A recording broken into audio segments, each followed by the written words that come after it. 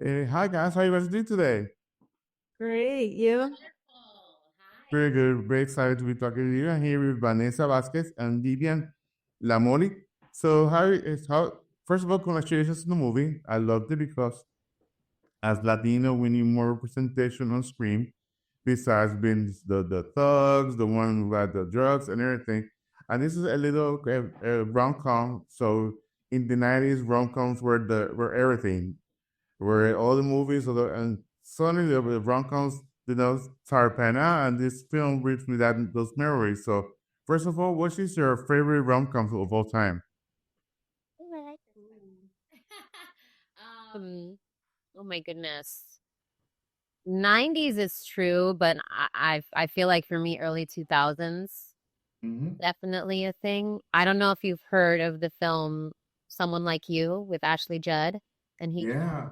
I love that movie. I watched it when I was real young and not allowed to.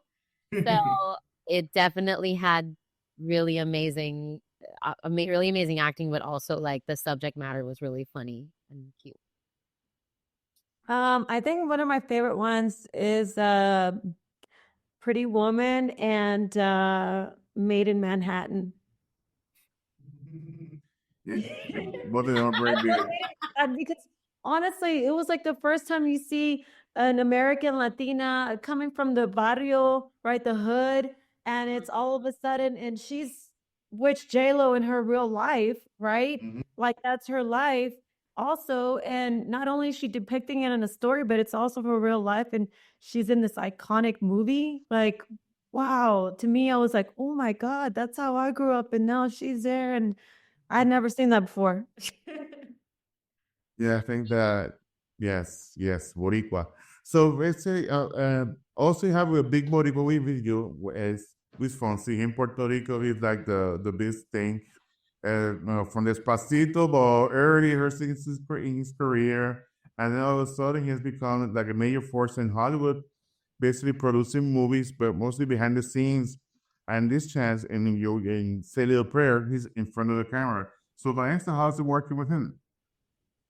It was a lot of fun. And, everyone was uh, saying like this is his first time acting and all this stuff. And I was like, wait a minute, this isn't his first time acting. This guy's a pro. Like he came in on set, he was creative, he was funny, he had ideas, and he was just ready to, he was open. His creative energy was open. So that made it easier for me to connect with him. And I think with everyone just on set.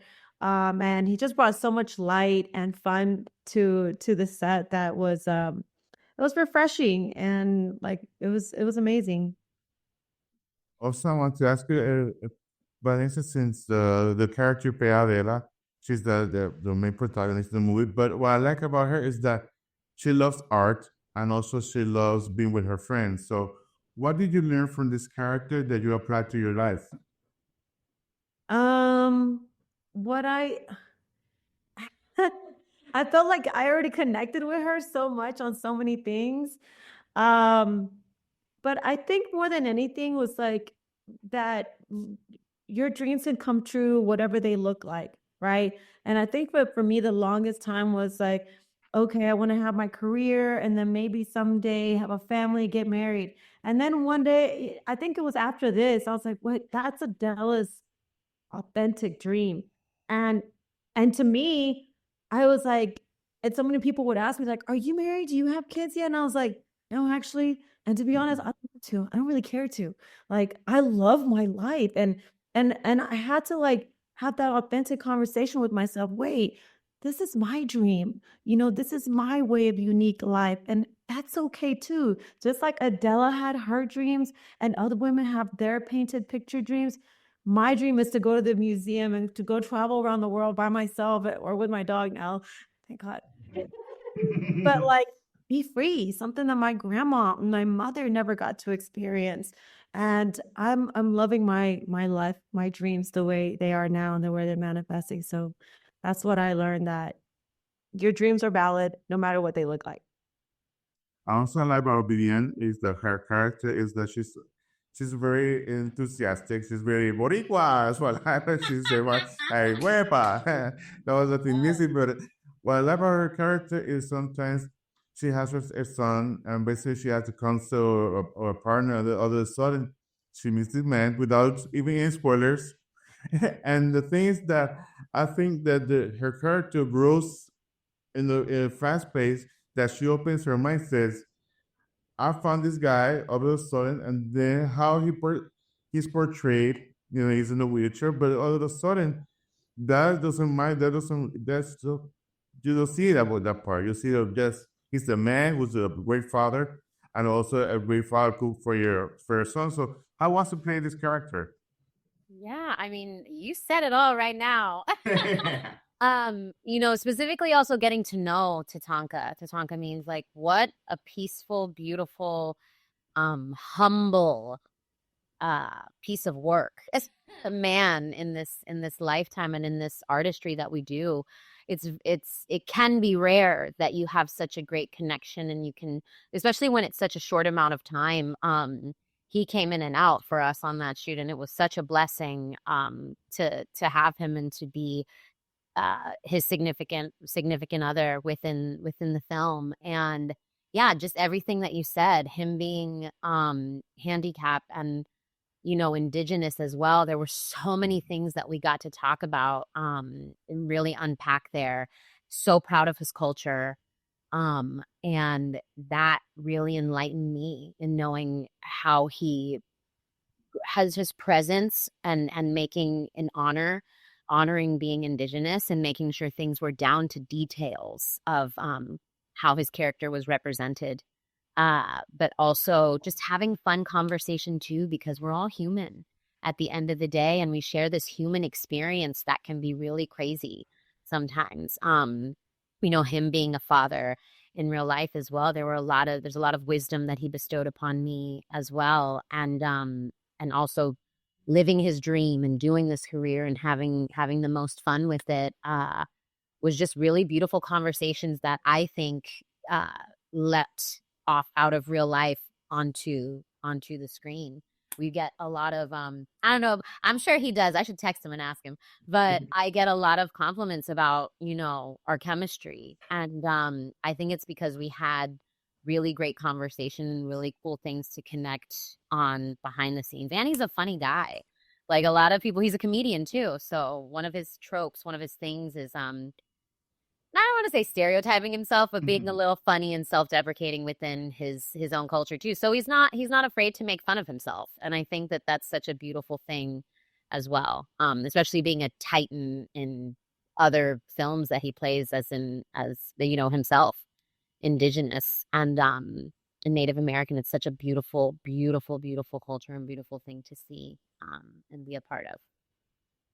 Yeah, I think also this year with the Oscars, with Victoria Saldaña representing Latinos as an Oscar, she has won all these awards. I see more portrait of women being in front of the camera, but also behind the camera.